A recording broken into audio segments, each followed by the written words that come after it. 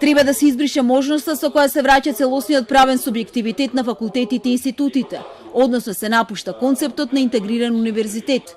Ова беше една од забелешките на ректорот на УКИМ Никола Јанкуловски за текстот на Законот за високо образование, кој според него инаку е генерално добар. Организационата и статусната поставеност на универзитетите во Европа апсолутно и во светот го препознава и го одразува концептот на интегриран универзитет, а не обратно.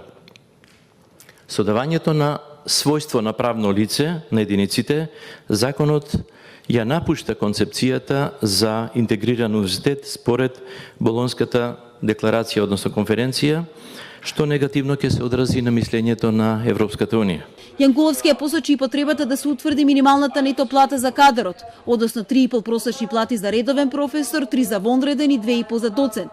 Неопходно е и да се обезбеди посилно и стабилно финансирање на високото образование, посочи ректорот на Универзитетот Мајка Тереза Азис Положани. Квалитетот на образованието зависи од моделот на финансирање. Високото образование треба што помалку да биде зависно од средствата што ги уплаќаат студентите.